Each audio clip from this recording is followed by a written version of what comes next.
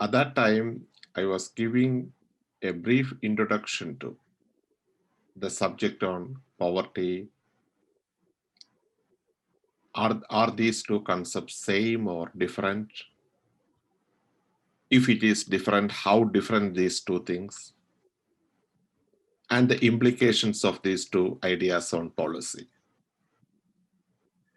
And then later on, I was thinking that, okay, let me go into the subcomponents of this topic. And finance seemed to be an emerging one there. Because if you look into, have you heard about such sustainable development goals, SDGs? First of all, congratulations for all of you, because this is not part of your curriculum. So I know that this is very different from normally the material available in our textbooks.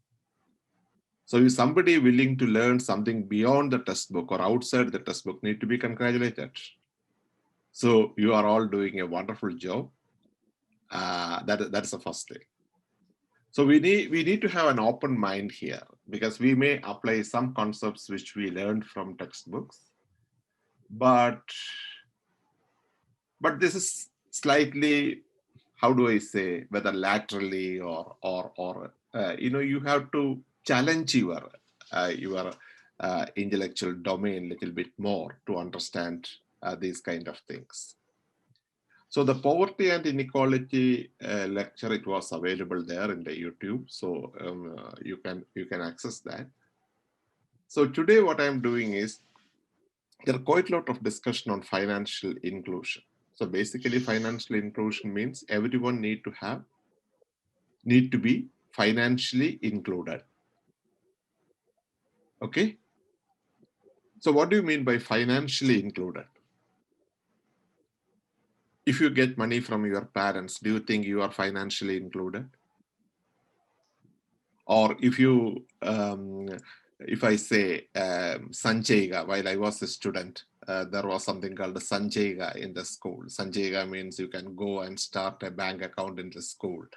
And whenever I get some money from my parents or relatives, I will go there and put it in Sanchayga, and then they give me a passbook like that. So I can look at the passbook and say, okay, I saved this much of money. I hope that is still exists. Am I right? Sanchayga in the school? Please. Do you want to say something? I'm just checking with you whether Sanchayga exists in the school or something else. If you want to save some money, is there a mechanism in the school now? No, sir. No. Okay. So I don't know what happened to Sanchayga then. Sanchayga was a very popular one. Yeah. So it's like, Even till our time, it was there. yeah. Okay. Okay. Okay. So that's the one thing. Now, let me go to some very fundamental concept, and then we will move on to the mainstreaming, financial inclusion, etc. The fundamental concept is saving, and you all know that. There is no need of a further introduction on saving. It's a very quite common area. And then also savings. These two are there. Two are two different things, saving and savings. So saving is mainly if I have some surplus, I will keep putting away that money for some future use. I have a surplus, I want to buy a bike after a few years. So I will save that money and then go and get a bike. So that's called a saving like that.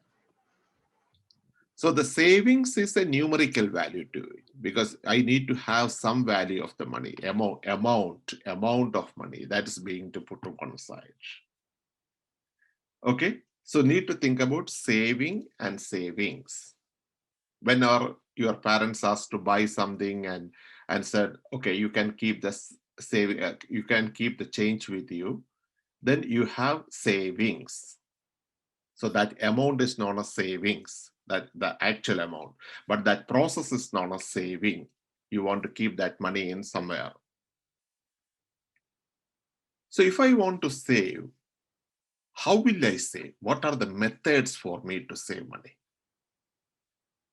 You know, very interestingly, if you look into Chinese population, they keep quite a lot of money in their house.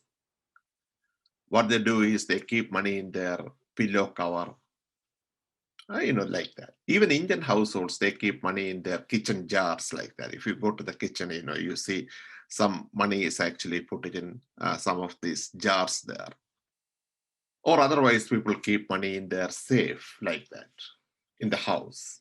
So that is one way of saving. So because you have some money and you keep it there, it's good. It's good there. You can use it. But it may not be safe all the time, isn't it? If we keep money in the house, do you think it's a safe method? No, I don't think so, because it has all the risk associated with that. So that is why we go to a cooperative bank or a local bank branch and go there and say, okay, I have some money, I want to keep it there.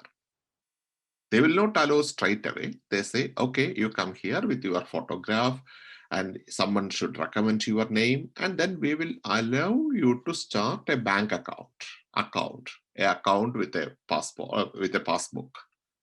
And then you can go to bank and put the money there. Okay, that's one way of saving it there. But why they are doing that? Because they want to have a proper record of who are all putting money there. So it's very, very important to know that. So once you go to the bank, there are different types of account there. So one account, they say, okay, you put the money, you can take the money at any time. I can ask, okay, I have some money now. Can I take it after 2 days? Yes, of course, you can withdraw money. It's your money. You can come and withdraw it. So that's a current account kind of thing. It's known as current account. I hope the modern generation, people like you, should have some current accounts in the bank. Am I right? Your parents might have asked you to go and start a bank account. Or anyone got a bank account there? Hello? I'm checking with you. No, sir. No? Yes, sir. No bank account? I have an account. Yes, Good. sir, I do have. Oh, very good, very good. Yeah, I think it's a good thing. It's a good thing to have a bank account because you are starting to control your financial resources. That's something very important, because when you get a job later on, or when you go for higher studies somewhere, you have to manage your money. So that's very important. So that's called bank account. Okay, so bank account, the first one is current account. Anytime you can keep. But there is some accounts are known as savings account. I think most of you have savings account, I assume. So the savings account means basically whatever you get, you put it there and they will keep it for longer period, maybe 1 year or 2 years like that. So earlier I said people normally prefer to keep money in the bank, money in the house. And we are saying that it is important to keep money in the bank. Can you give me one feature of keeping money in the house and one positive argument for keeping money in the bank? So that means I need to hear one positive arguments for keeping money in the house and keeping money in the bank. Anyone, please? Think about it. If you have money in the home, what is the best advantage you have? Come on. Think about your money is in your table. Somewhere in the table, money is there. So what is the advantage of keeping money there? Okay, it's called easily accessible. Very good, very good. That's called easy liquidity. So that means you have money there. I can take the money and go out and buy something straight away. So that's very, very simple. You have liquidity there. Okay, so what is the advantage for keeping money in the bank? So the liquidity part, you have to travel to ATM or the nearest branch. So it's slightly different. But is there any advantage? It's more safe in a bank. Safe, yes, good. That's safe in a bank. But there is something more, because you can get some money from the bank by keeping your money in the bank. you are allowing money to grow. So you get some money from the bank. And that is known as interest. So if you deposit some money into the bank, you get an interest. Okay? So how do you calculate interest? The interest is you have 100,000 rupees. So you keep that money there. And bank says, okay, we will give you 2% of interest. That is fine. And how many years you want to keep? 1 year. So there is a formula there in the slide. Principal multiplied with the rate and time. Can you give me an idea? If I have £1,000 and I'm keeping it in a bank for, say, 2% of interest for 1 year. So how much money I will get at the end of the year? Anybody? Formula is there. You can calculate it straight away. Straightforward one. Conversion factor, pounds to rupees. Or should we sorry, forget about pounds. Sorry, 1,000 rupees. So it's my mistake. 1,000 rupees, 2% of interest for 1 year. 2,000 rupees. 2,000. So if I keep my bank 1,000 rupees in the bank, will I get 2,000 at the end of the year? No? Please go back to your calculation again. I think the 2%, the problem, I know what happens. The 2%, you need to put it in decimal. What is 2% in decimal? How do you write 2% in decimal? 0.02. Ah, wow. Okay. 20. Okay. Now carry on. So what is the figure you got? 20 pounds. Yes, I have 20 pounds interest. Perfect. So that's the advantage of keeping. So if I keep that 1,000 rupees in my house, I won't get that 20 rupees.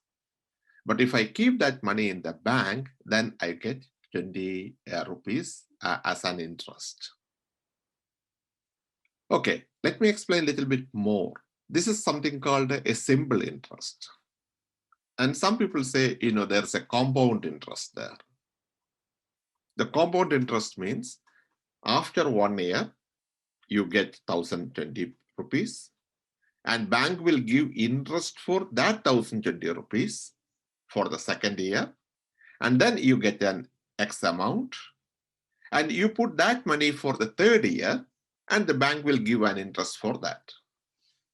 Shall we do a calculation for that? A 3-step calculation, okay? So if you keep £1,000 in the bank for 3 years on a compound interest base, same 2% rate, how much you will get at the end of the third year on compound interest, the total amount. So first you do for the first year and then calculate the total amount at the end of the first year. So that is what we did, 1,020 rupees. So keep that 1,020 rupees for the second year. Do the same calculation. How much you got as interest? How much you got as an interest? 1,020 pounds in the second year for same 2%. That means 0.02 and for 1 year. So the second year, how much you got? It's a straightforward 1,020 multiplied with 0.02 into 1. How much, please? Come on. So the first year, 1,000 rupees for 2% and 1 year, you got 20 rupees as an interest. And then second year, you are adding that 20 rupees into the principal, that is 1,020 rupees. And 1,020 rupees into 0.02 into 1. What is the figure now? Anyone, please? 20.4. Yeah, 20. So 20 rupees and 40p. 20 rupees and 40p you are getting in the second year. So add that 20 rupees and 40p into the principal amount of 1,020 for the third year. So that is 1,000 rupees, 1,1040.40 into 0.02 into 1. So what is the figure you got now? 20.408. Do you want to do that calculation again a little bit more? 1040 into 40 multiplied with 0.02 into 1. 1040 into 40 into 0.02 into 1.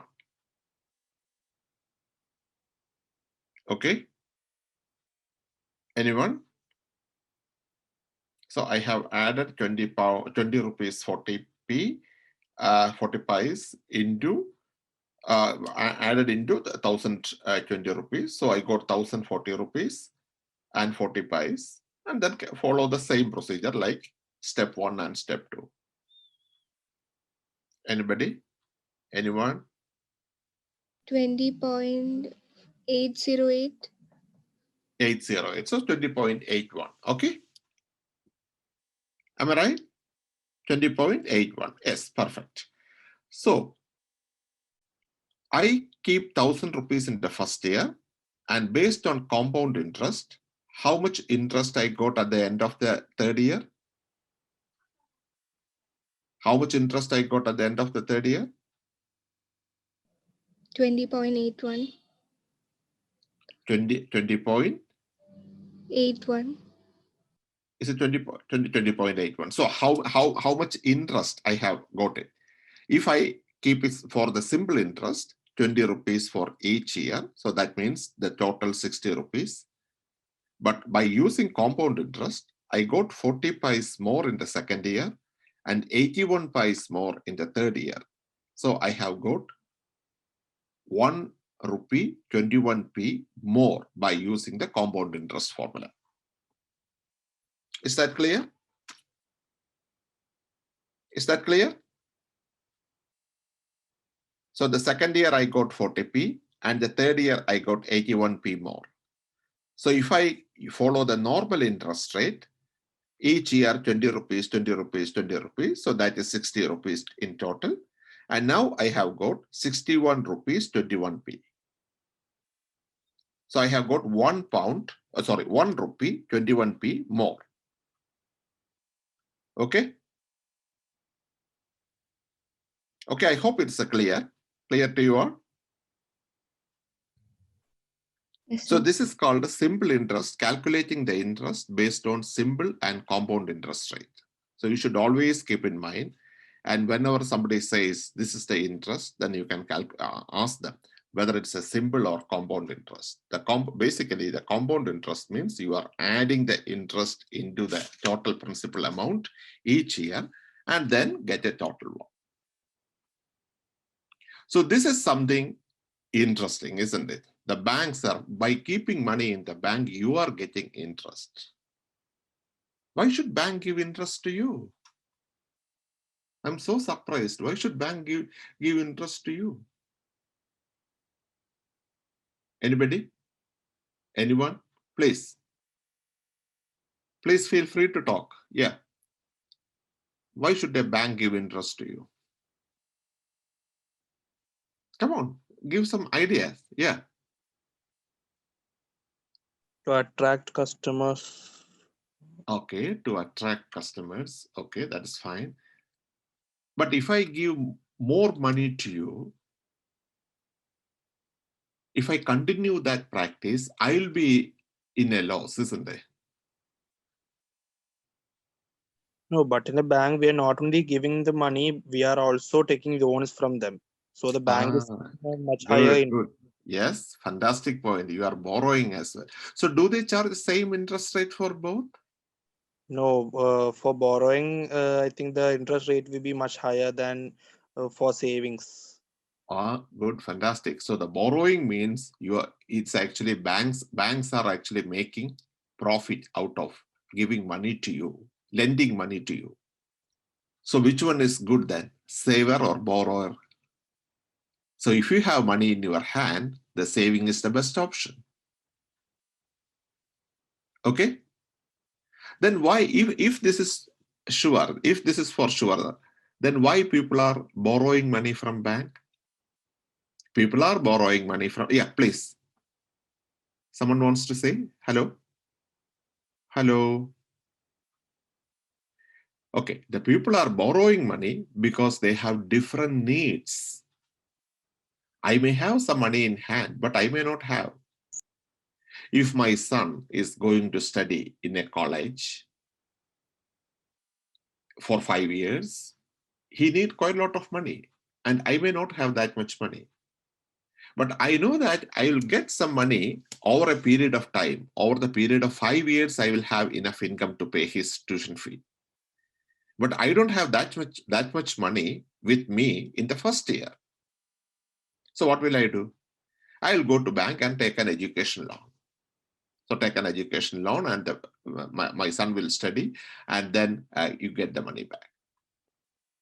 So the borrowing is not a bad thing all the time, because it is, you are borrowing against your future income. But some people, what they say is reckless borrowing. Irrespective of an income source, they say they borrow money from any source around them. That is a big problem, because if you borrow too much, you will be indebted quite a lot. So that is a big problem. You know, I have an interesting statistics here. In early 2020, people in the UK, they owed 1,680 billion pounds. Look at how many zeros there. 1,680 billion pounds. And not only that, it's a bit more interesting. Average debt of an individual is something around 31,845. And compared to the income, that is 112% more than average earnings. What is your take on this? Is it good or bad? Or compared to India, what would be the situation? Here, most of this debt, in the case of UK, that main debt is mainly for mortgages, because you buy house needs a big sum of money. You may not have it. So you buy the house and banks will give the loan. And that's the main debt. Out of 1,680, nearly, I think, 1,000 up to 1,300 billion is actually mortgage debt. That's big. So now you may be thinking, that is a good or bad. So if I have 100 rupees, I spend 80 rupees per month and 20 rupees I save, and I can say 1 year I will have 2,400 rupees, and 10 years I will have 24,000 rupees. And if I work for 30 years, I will have 72,000 rupees. So I'll save 72,000 rupees without borrowing any money from outside, only my savings. You can do that, but we normally call it as a very conservative strategy, okay? Nothing wrong in that, but very conservative strategy. Do you have any chance which country in the world has the highest amount of debts? Anyone? So share your thoughts. Which country in the world has highest amount of debts? I have given the figure for UK, but is there any other country in the world? Come on. US. Ah, wow, fantastic. Yes. We all know that US is a very big economy and very, it's a very high, very important economy. But in terms of debt also, US has the largest amount of debts in the world. Because why is that? Because for every country, if they want to grow, they have to put some money in advance. So it's called deficit financing. We use a word called deficit financing because you assume there is a deficit there, but I need to borrow it from there. And if you look into any institution in that sense, for instance, my university, they want to build very big buildings or science labs like that. What they have done is they borrowed heavily. And assuming that Corona won't be there, students will be there regularly, but then everything changed because we can't. So that's the uncertainty involved in this kind of borrowing. I can borrow money, but I don't know what will happen to my job next year or year after. So do I have enough surplus to pay back? And if I not, I will be in deep trouble. Or otherwise, if I borrow money and then if something happened to my health and I am not able to pay back, then again, I am in trouble. So there are some risk involved in the financial world. We cannot run away from risk. So the risk is there. But the most important point is, if you want to grow, you want to invest very early. For instance, at the age of 20 or 25, you get some money and you said, okay, I am going to buy a flat in Kochi or a flat in Mumbai or somewhere. And then by 50 or 60, when you look back, you see that, oh, the flat which I bought at the age of 20 or 25 or 30, and that fetched quite a lot of money to me right now. So that means the early investment is very important. So one of the practical lessons of this class is you need to save and invest money as early as possible in your life. So this is very important and that will be beneficial to all of you. Now let us move beyond these practical things. Why the financial inclusion is a very important thing, very important policy thing in the world. So what we have established so far is, globally, even if you are poor, you need all the different types of services.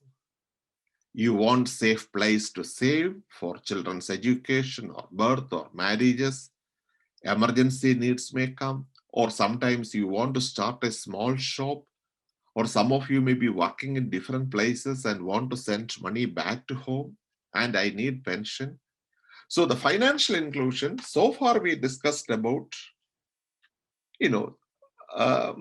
assuming that people who have some regular income or some kind of a regular business like that. But there are people who don't have enough savings and they can't meet their daily needs.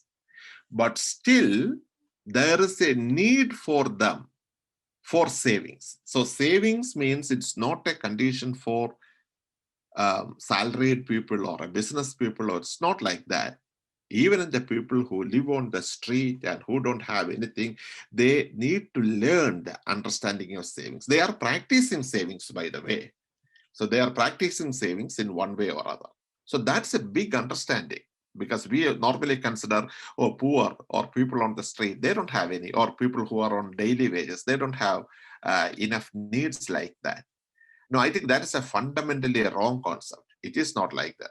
So I'm saying this based on the global experience. So globally, all the big countries or all the countries in the world have learned that the needs for the poor clients are same as anyone else. And that was a very revealing thought emerged in late 80s and 90s.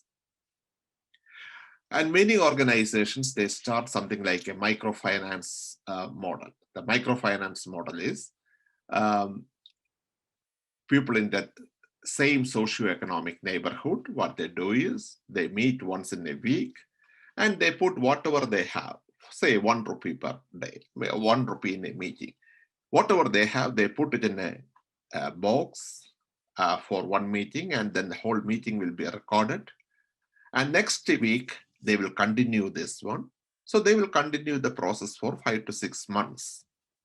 So, but at the end of the 6 months, if you look back, if 10 people started saving in this process, so they put together 10 rupees per week, and 4 weeks 40 rupees, and 6 weeks 240 rupees.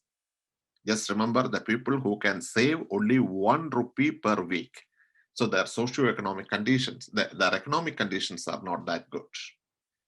But after 6 months, collectively, they saved something around 700 rupees or 720 rupees. So that is something very, very big. And then a financial organization or an NGO will come and say, look, you got 720 rupees, but we value you. And we want you to be members of our organization, and we will give some money to you.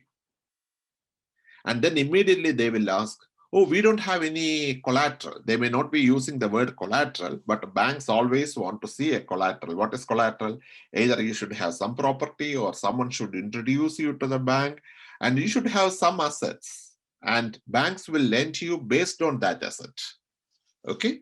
Even for the education loan, the asset is your degree, the future degree, and that seems to be an asset. And then they look at some other factors as well. But here, they don't have anything in their hand, and they don't have any measurable assets with them. But the banks or NGO will say, okay, we will give money to you 5 or 6 times more than what you have saved. So some people may say, oh, is that? That is good. So in that case, shall we save 6 more months and come back to you for a higher amount? The bank will say, good.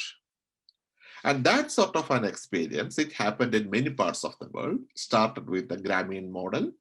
Grameen model, you can read more if you Google about a Grameen bank. Mohammad Yunus, he is the person behind the bank, and he got a Nobel Prize for his contribution to the field. And very poor, who don't have any account, any transactions with the bank, they are suddenly getting a loan from the bank. That is something remarkable, isn't it? But I would consider something more as more remarkable than this. Getting money from the bank is one thing, but the second thing is much more important, because that second thing is they are basically entering all the amounts on this book. Their savings, their outgoings, income. So by doing that, they are actually learning the financial transactions, and then they are recording that financial transaction. That is something very, very unique. So whatever you do financially, you need to have a record. That record is very important. How much income I am getting, how much I am spending to it. So that sort of a process is the recording, financial recording. So that is their collateral there. So most of these clients over a period of time, many millions actually moved from no money to managing the money and getting extra money from different places. And we live in a digital world, and it has helped them quite a lot. For instance, the people who are buying mobile phones more, or we say the mobile phone penetration to the society, is very high and faster than any other technology in the past. Mobile phone penetration. And there is a country in Africa called Kenya, and they have something called M-Pesa. M-Pesa is a mobile phone transaction, and you won't believe 85% of the population is connected via M-Pesa, and 25% of their GDP is actually flown through the M-Pesa network. So that means the mobile phone banking has helped them. Kenya is not a very rich country. That in terms of natural resources, it is very rich, but using the resources for productive use, it's not a rich country. But still, M-Pesa actually helped millions of the Kenyan population to move away from their poverty kind of situation. And similarly, in Brazil, there was a very popular president earlier called Lula, and he introduced something called the Bolsa Familia. It's the same kind of thing, but it helped many people in Brazil. And we have something in India as well. Now we call about Prime Minister's Janadhan Yojana. It's called a PMJDY, but it started even before that. But now from 2014 onwards, we have a very consolidated, solid phase about how to help poor or those who don't have bank accounts, or how to bring them back to the bank account there. So that is something very important. Then how do we know about this? What is the data process? I just give an idea. And from 2014 onwards, globally, about 515 million adults have opened the bank accounts. That's a remarkable figure. And these people, in a counterfactual scenario, that means if it was not there, if this account was not there, Then these people, they might had used some informal sources, as I said earlier, not making the best use of their ability in terms of financial transaction. So these accounts have helped them quite a lot. And 69% of adults now, they have a bank account. That's a very important step. And that is quite high from 2011 and 2014. You can see 51% to 62%. But still a large percentage of people who don't have money, bank accounts still there. And mostly because of population, most of these people are in India and China. So globally, there is a big thrust towards India and China to reach out to the massive populations who don't have bank account there. But the not bank account there, it's not because of money alone. There are many other factors as well. And some people traditionally, some cultures, in some culture, people feel they don't feel confident to save in another institution. They want to keep hold of their money in their hand. So that is possible. So there are various reasons for that.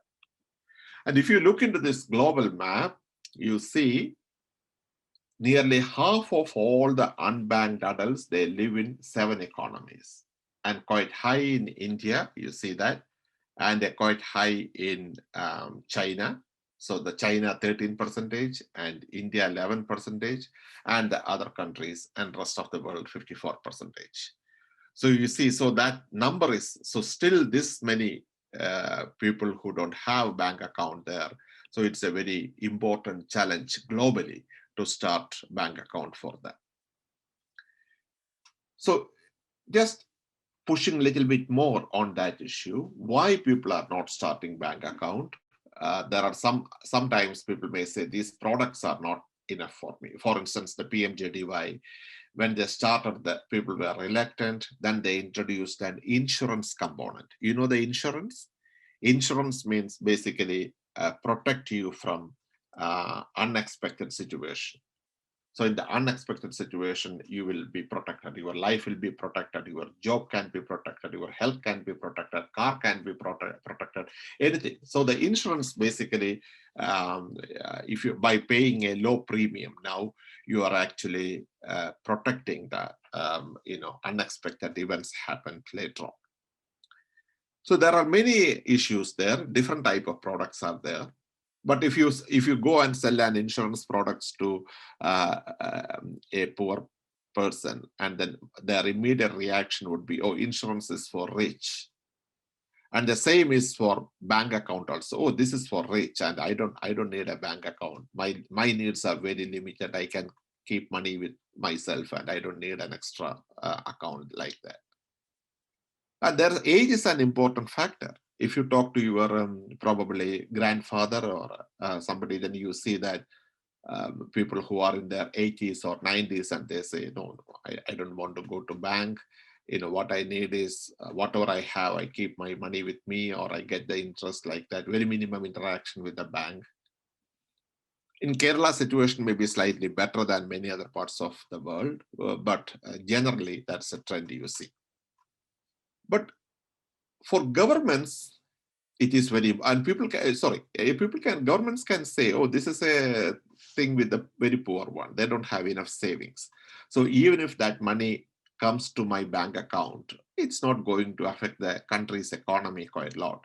So why should we spend so much attention on this issue? This was the thinking for 1980s, 1990s, and the first decade of 2000. But by the beginning of the last decade, 2011 onwards, people started to think, the government started to think, look, these people have started the financial transactions through the microfinance, and initially they were doing very little things. But over a period of time, they are slowly moving up and up and up. So they are doing slightly larger business, getting more income, investing that income, and they are moving up. So it is very important for the economy, because to sell the financial product to them, it's very important. And governments also noticed most of the welfare payments, the different kinds of pensions, We have unemployment benefits or the widow pension, different kind of pensions are there, social security provision. And this social security pension sometimes going to the wrong hands. It's not going to the same person or the right person, because one is an identity problem and many other issues there. So the government started to think, oh, look, this is a great issue. Why don't we mainstream this process and get these people into the mainstream? Then it is quite helpful for them. For instance, cash to direct cash to people. So it's a big issue now. It's happening in different places. A big success in Brazil, and instead of giving any kind of benefits, you say that, okay, you are poor, we will give you X amount to your bank account. Then it is up to you to use that money for whatever be your needs. For instance, in the PDS system, public distribution system, we give a certain kind of rice or certain type of dal or different that kind of thing. But how do we make sure that people really like that particular product? We don't know. So there is no element of choice of the person. So the cash to help program basically to give money to the people, and then they can decide whatever they want. So they can identify their needs. So this is a big pro-left program across the globe. And many countries which strongly followed left or center-left ideologies, and they like this kind of programs there. And PMJDY accounts and these sort of financial inclusion is quite beneficial. So because you know the person, and then give money to them. During the period of COVID, there was a Prime Minister's assistance program. And many people in the agricultural sector and others, they got financial help through the PMJDY one. And government insisted that you should start a PMJDY account, then only you should give the money. So that's an incentivizing population to start the account. And nearly, I can't remember rightly, but I think many million accounts started during the COVID time. And people gets about 500 rupees. The amount was not that big, but what I'm saying is that process was very useful because people started to look into their account. And similarly, gas subsidy. Nowadays the subsidy is actually coming to the bank account. Again, many people are, there are many questions of streamlining this issue, but in nutshell, there is a system established in that one. So the point is financial inclusion is very important for development, providing services right to the people and all those things. This is a very important thing. So what are the main things for the governments to consider here? One is a group banking, that's a springboard to financial inclusion one. So that's the one thing. And then formal financial institutions also started to recognize the importance of community saving groups and the importance of starting a group account and then migrating from group accounts to the individual accounts like that. So it also started in formal and informal banks. But some of you might have heard about something called the Mudra Bank and small banks. Have you heard about a bank called Bandhan? Bandhan is a small bank started, but Bandhan is a very big NGO. It was quite active in in running microfinance programs for a long period of time, and then they got bank license, and now they are starting like a proper small bank. So the Bandhan is a small bank there. And they are doing specialized microfinance services in different countries. For instance, in Pakistan, some of these microfinance institutions transformed to a microfinance bank. So there are many ideas there. No-frills account. No-frills account, one example is PMJDY is a no-frills account there. So my point is, when we say about mainstreaming financial inclusion, maybe through the commercial banks by implementing PMJDY, and that's one way of doing it. Or otherwise, you can use many microfinance institutions or the loan service companies and ICICI Bank. and they put quite a lot of, they invest quite a lot of, they take quite a lot of equity in the microfinance organizations. That's a big bank, big operation. They invest quite a lot on ICT kind of thing. That means digital transactions. So that's a big way of thing. And digital transactions are happening in a big way in these accounts quite a lot. So when you say about financial inclusion, before 2014 and after 2014, India has given a very different picture. And bank accounts people have started it, and people are getting money out of it. But interestingly, people noticed 30 to 35% of these bank accounts are dormant. That means once I start the bank account, I don't go there very often and get money or do any transaction in that matter. So what does it show? That's a very interesting issue. And it clearly shows that it is possible for starting an account is a straightforward thing, but it is possible for many people or many individuals for not engaging or not using this transaction over a period of time. So that is a very worrying one. Why people are actually going back from you are incentivizing them, you are encouraging them to start an account, and you are getting there. But after experiencing it, why you are going back? So that means the idea has actually not percolated very well to the people, or in some kind of limitations about the incentives or that kind of thing, or even the bank operations are not efficient. People may think, oh, I should go there and queuing up. And if I go to ATM, some banks may say more than 4 transactions or 5 transactions per month, they will charge for these transactions. So the people are not very comfortable with the banking institutions. So the danger is they will go back to the traditional way and they say, okay, I will manage my money with me. So I have my own practices, I will go with that. So we are actually missing their participation in the financial world, which seemed to be a very important issue in the long run. So my key takeaways for this lecture, the first is about the understanding the saving, borrowing and investment concepts. Banks actually borrow money. You can borrow money from banks, and also you can save money in the banks. So you can save money, but the interest rate will be much higher if you borrow money from it. So that difference is bank's profit. And once you save money and bank give that money to different borrowers, not only the households, individuals, but big companies and others, they borrow it and they get a higher interest rate. So that profit actually runs the banking institutions. And these institutions are very important. They are known as financial intermediaries, the financial intermediaries. So they are the intermediaries between savers and investors. It is very important for the economy. Otherwise, how will they get money for investment?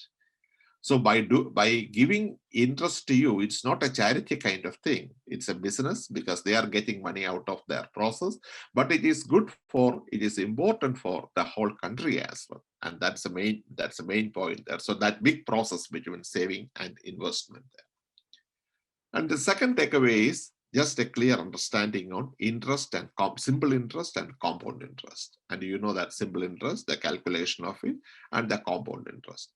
So when somebody asks you, do you have a bank account? Yes. What sort of bank account do you have? I have a current account, or I have a savings account. Okay. How much interest you get? Okay. Interest on a simple terms or a compound terms. So you should be able to understand all these kind of things. The third takeaway, I would say that's a very, very practical for you, because you need to start saving and investment very early in the life. This is a very important thing. So if you do massive investments or massive savings in relation to your income capacity at the very early stage, then that will give you returns over a long period of time. So the long run returns are very important. For the investment, long run returns are very important. You are all youngsters. Some of you have already got bank accounts and you are saving it. Good. So continue that process and build up your financial profile over a period of time. Then the next takeaway would be a bigger one. That's about the financial inclusion global debates. And there are a large number of population who are yet to be linked, yet to be formally linked there. And many activities are going on. In the case of India, the Prime Minister's Janathan Yojana is a flagship program, and it helped many people to be banked. It's a positive, and it's a good for targeting the individuals, transferring the social benefit, and also it is quite supportive for the income transfer programs in many parts of the world. But the challenge is many of them are women. 56% of are women, so that's a big issue. And then the second point is there are dormant accounts more. Why people are not using it? So we need to learn more about it. It's a social experiment, social lab. So you need to learn more about it. Have you heard about the two names, Abhijit Banerjee and Esther Duflo? Abhijit Banerjee and Esther Duflo, they got Nobel Prize in economics last year or year before. Yeah, I think they got. And mainly, they have actually done their research on this kind of area. And they looked into why people are not doing it. And is there any behavioral pattern or the cultural pattern in terms of using it? And you need to address that. For instance, in India, one of the proudest moment is 80% of Indians are technically connected to banks now. So that is a very big point. So we need to reach out only to the 20% of the population. But if you look into the 20%, most of them are the northeastern part of India, or otherwise the coastal belt of India, or the tribal population of India. And it is very important because these are the marginalized groups in the society, and you need to reach out to them as a country. Otherwise, they will miss out the benefits out of that. Okay. So the financial inclusion from a global or a policy point of view, you need to look for a very sustained and mainstreamed financial inclusion process. Mainstreamed is fine. That's what we are doing now through the commercial banks or the small banks or established microfinance institutions, etc. But is it a sustained operation? That's fine. Anything, if it is not sustainable, then it is only one-off experiment. You might have heard about Kerala model. People talk about Kerala model quite a lot. So one of the criticisms against the Kerala model is whether it is sustainable or replicable in other parts of the world or in any other country have they followed that kind of one. So otherwise, it is not a model. It's a unique experiment. It's a unique experiment, and that's an other day's class. I will explain more about that. But basically, the discussion is a unique experiment. So financial inclusion or the mainstreaming financial inclusion, does it end like a unique experiment, or does it grow like a very sustainable mainstreamed financial inclusion process? Okay. So these are the ideas for today. And please, I'm very, very keen, extremely keen to hear your views, your understanding. We can discuss it. So please ask any questions or clarifications. Please feel free. Come on. Yeah. This floor open to comments, questions from students. Any doubts you can ask. As I said in the beginning, it may not be directly relevant to your curriculum, but if you go back and look into the previous one on poverty and inequality, it's a continuation one. So the few themes will be covered under this course, and I hope you will be, you will get an exposure to, many policy-related issues in this course. Sir. Please.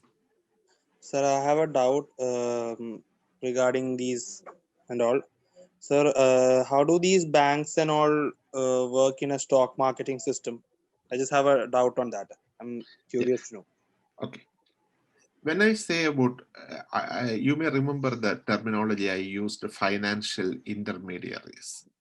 So there are different sets of financial intermediaries in the world. One is the stock market, one is a bank market. And some countries actually built upon the banks, and some countries built upon the stock market there. And their economic transactions, everything through the stock market. So that means if a firm, they want to raise money, they will go to the stock market and people buy their stocks and they raise equity or their capital, their required capital through the stock market one. The bank-based one are quite popular among the developing economies. Why? Because in the developing economy, there are many other needs and the governments use the bank for their meeting their social objectives as well. And for instance, in India, we follow a bank-based system. We have a stock-based system, but predominantly a bank-based system because governments used for a targeted lending, for a priority lending. For instance, agricultural sector you may need, or small and medium scale industries they may need. Even the PMJDY, if you look into the bank accounts opened by the public sector banks, private sector banks, and foreign banks in the country, private sector banks opened around 90% of PMJDY accounts. And that's a very important issue. I just published a paper on the European Journal of Finance. And what we have done is we calculated the cost of public sector banks to open and run each of this account. So we virtually calculated a monetary estimate for maintaining a bank account by a bank. And we noticed the governments are giving some financial incentives for each bank to open an account. And the gap between government incentive and the actual cost of maintaining an account by a bank is something around 60 rupees. So look at State Bank of India, among the public sector banks, which maintain about 90% of total PMJDY accounts, they have a huge shortfall from these accounts, at least for the initial 4 years. That's the period we calculate the threshold limit. So the first 4 years, they are actually running under loss with these accounts because these accounts, the transaction cost is quite high. They transact very small amount like that. So my point is, governments consider this is very important, but they can't simply say this to the private bank or a foreign banks to start this account. And so the government used the public sector banks to start this account. So governments use the banks as an instrument to implement their policies. And if you read the literature, you see quite a lot of times in India, the banks have actually a write-off all the loans taken by agriculturalists. And it happened 2-3 times in the past. Because governments consider, look, this is very important. Agriculture, the farmers are getting tough time. They are going through a tough time and we need to help it. So we are actually write-off. If it is in the private sector, they can't do that. For instance, I live in this country, England, and we have a bank. Most of the banks are private sector banks. And governments have nothing to do with any of these banks. And the banks operate like an independent entity. And government used many other streams like a post office or the social security to help out people. But countries like India in a different social and economic situation, so we need banks. The banks are very important. But in an advanced economy, the stock markets will do the job expected out of the development activities happening through banks in countries like India. Okay, so both these systems are very important. Both are financial intermediaries, but based on the economic and social condition of a country, the country can choose which one is appropriate for them. Is it clear? Yes, sir. Thank you. Thanks. Any other question, please?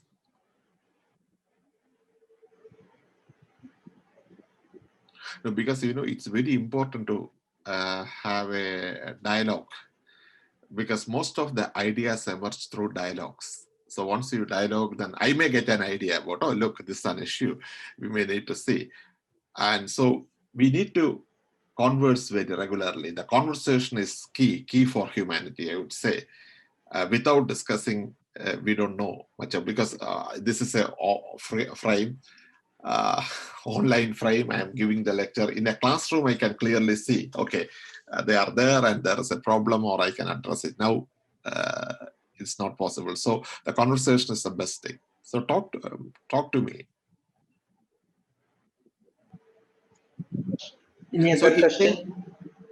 Yeah, I just let me check. In terms of banks, is there in India, in terms of banks, what is the most recent thing, a recent point which you can think of? I'm sure in our age we were reading newspapers regularly, so we got quite a lot of information. I'm sure the current generation also reads newspaper in maybe in different form. So it's in the public domain. What is the most important thing you heard about banks in India in the recent past? Maybe a recent 1 year, last 1 year, or something like that. Okay, the main thing happened is they started to merge very different banks. That's something important. Because in 1968 or 69, the then Prime Minister, Mrs. Gandhi, actually at that time, when we got independence, we got private sector banks and public sector banks, and mostly private sector banks. We got, most of this, even in Kerala, we got a very successful Pala Central Bank, and it's quite a lot of Koiron Bank, and it's mostly a private sector enterprise. But over a period of time, the banks actually merged and then became slightly larger banks, but still in the private domain. And Mrs. Indira Gandhi, and she actually nationalized many of these national banks, private banks at that time. Okay, so there we got a large number of banks, about 27 or so. It's a large number of banks in the public sector there. And then later on, as part of our liberalization, we allowed private banks to come in. So ICICI, Yes Bank, and all those private sector banks came in. And then we also allowed the foreign banks, so the Standard Chartered or Barclays, and they got into the country. But still, the dominant part is the public sector banks. But in a globalized world, the point is, the banks need to be the biggest dynamic force to drive the economy. And a big economy like China, what they have done is they merged all about 30 banks into 4 or 5 different banks. So their capital base is big, and their operational scale, the ability to for their operational scale is quite high. So the big banks are in need of the hour. So in India also, we also started to think about it. But India is much more democratic than China. So what happened is people are worried about the job prospects, and if you merge 2 banks, what will happen to their promotions and what will happen to their accounts. So it's through the dialogue, through the discussion, started quite long back, actually from 2009 onwards, various committees and processes looked at it. And then we slowly started merging these banks. And the last time the merger happened 1 year back or so, and we merged. So still, the government has actually clarified the process is fine, and they are not going ahead with further mergers as of now. But the point is, by merging these, and we created a slightly larger banks. And the first few years may have teething problems, but over a period of time, it will grow step by step. So that is the biggest thing happened in the Indian banking scenario during the last couple of years. They merged banks to form very big, large banks there.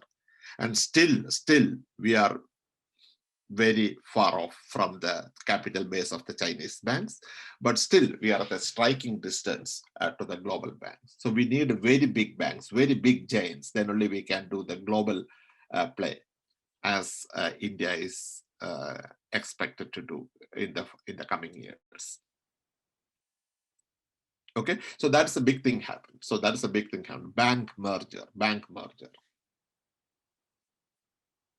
Okay, so unless there are questions, sorry.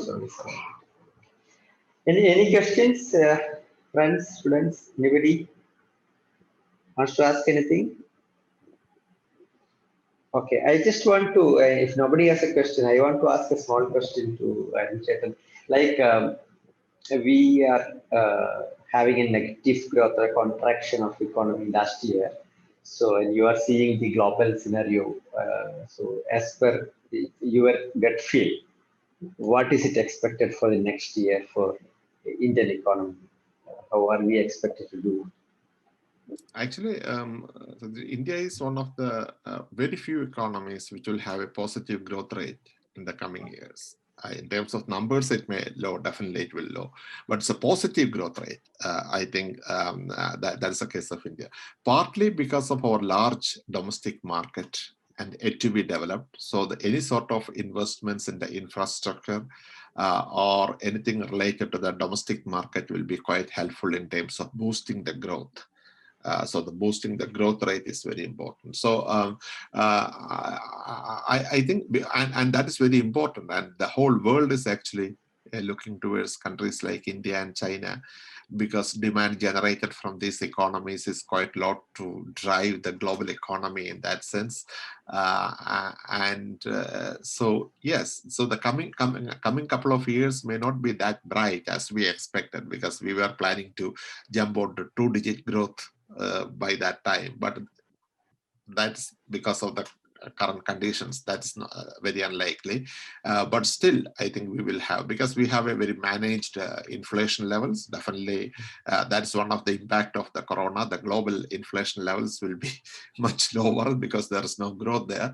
But using that opportunity, how we can boost up our infrastructure, particularly the digital infrastructure, I would say investing on the digital infrastructure is very important. And then the logistical one, in terms of the transport, like that, the ships, the ports, the ports and the roads and that kind of one. And then the digital side.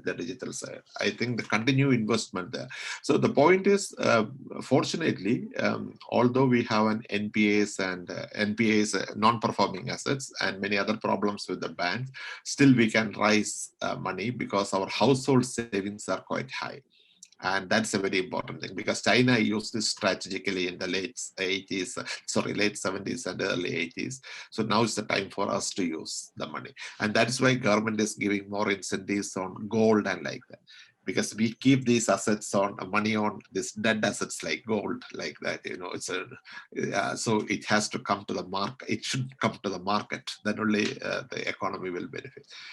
So yeah, I think hopefully we will have a decent growth under the current circumstances in the coming years.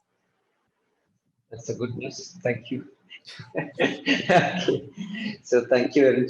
Thank you, everyone else. And amidst your tight schedule, you spent some time with us. Thank you very much. I think it's a great experience anytime. Thank you. Thank you, students. Thank We you. will see you for the Bye-bye. next lesson.